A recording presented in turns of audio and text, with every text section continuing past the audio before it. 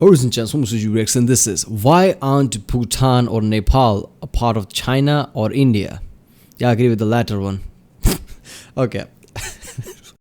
Nepal and Bhutan, I guess it was never part of India, I guess, and I don't think it was never part of China. I think there's a massive mountain, tallest mountain in the world between Nepal and China. So yeah, obviously it was never part of China, but yeah, it was never part of India. I guess if I were to guess, all the Indian states basically comes from the I don't know if this is a fact or it's just a coincidence, but all the states that were part of India right now were once part of British Raj, right? Anything that wasn't part of British Raj was never considered, I guess, part of India. So I don't know if Bhutan or Nepal was part of British Raj or not. Did British conquer it? I don't know.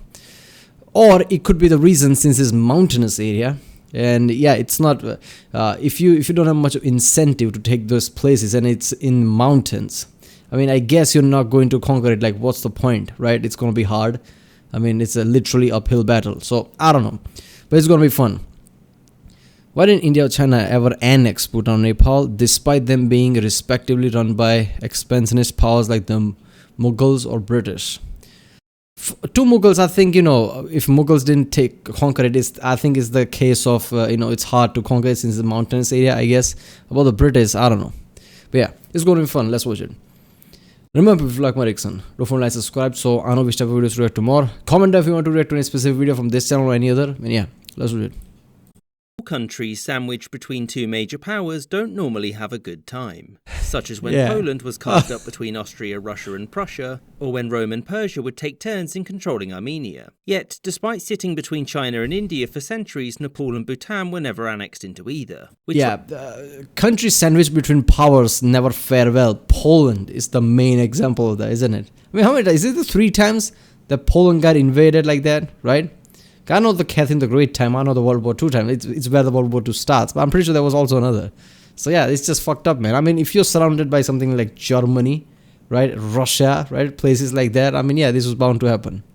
It raises the obvious question. Why not? Why weren't Bhutan or Nepal ever annexed? Well, to begin, between these two independent states used to live a third, called Sikkim. Over the centuries, the three had been to war with their neighbours and they rose and fell in power. As of the 18th century, to their south sat the Mughal Empire, which was an expansionist state, but one which at that point had a lot of internal problems but also much larger enemies to confront. One which would take advantage if the Mughals ever marched north to conquer the Himalayan states. The Mughals soon collapsed and were replaced by a divided India, much of which would soon fall under the Maratha Empire, but it wouldn't be long until another imperial power would dominate the area. The British didn't have the manpower to hold the entire subcontinent, and so it operated a policy of rule through the natives. This was where local rulers already in place would keep their positions, so long as they swore to be loyal to Britain or before that the East India Company. As the British... I mean, that's the fucked up thing about British Raj, right? I mean, local rulers kind of just went along with the British because obviously they saw profit in them, for them. Imagine if, somehow India's society was in a way that they were kind of like, strong ideologically, right? Like never surrender to anyone, just, straight before anything, like how Japan used to be, right? And no local ruler ever agreed to rule under Britain. Would a Britain able to conquer it since they don't have the manpower? But then again, I mean, if they start taking down states after another just by sheer power, I guess eventually people would submit and I guess, accept the rule of British Raj. They don't literally have to put manpower there. But I don't know. I think, there will be more guerrilla warfare if they had that kind of mentality, like never surrender. But local rulers just went with it and it became easier. The British were expanding their influence in the region, so was Nepal, and this soon brought the two into conflict. The British primarily wanted to trade with China via the Himalayan states. The Nepalese said no, a war was fought, the British won, and in return for trade concessions, Nepal and Sikkim retained their independence with a British guarantee on the condition that Britain would gain trade access. And Sikkim would soon afterwards become a protectorate. Bhutan wasn't conquered by the British either for one simple reason: mild confusion. When they first turned up, the British had no idea where China ended and whether or not Bhutan was a part of it. They found out that it wasn't, and so invade they did. The British couldn't control the entire state, and so in the end it got the lands of Darjeeling in return for a yearly stipend. Yeah.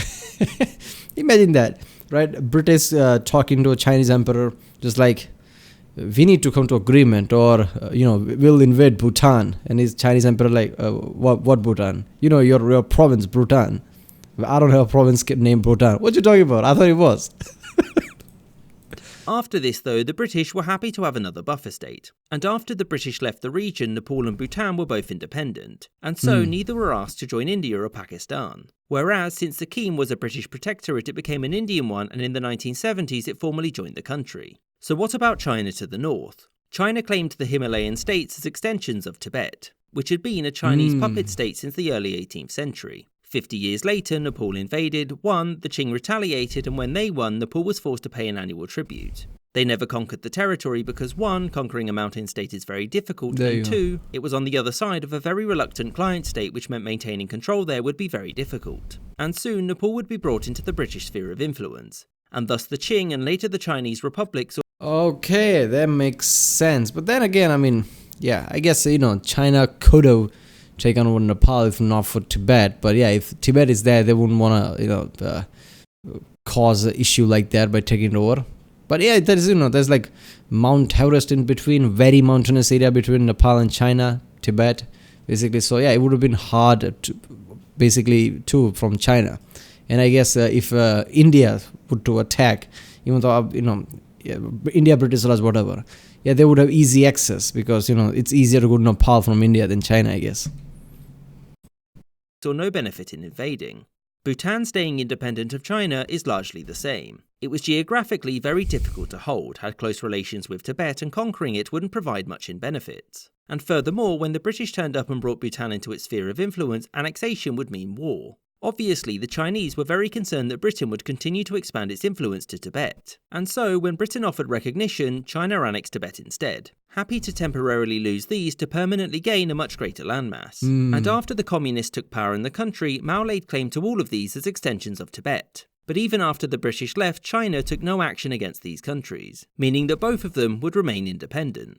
I hope you enjoyed this episode, and a special thanks to my patrons, James Bisonet, Kelly Moneymaker.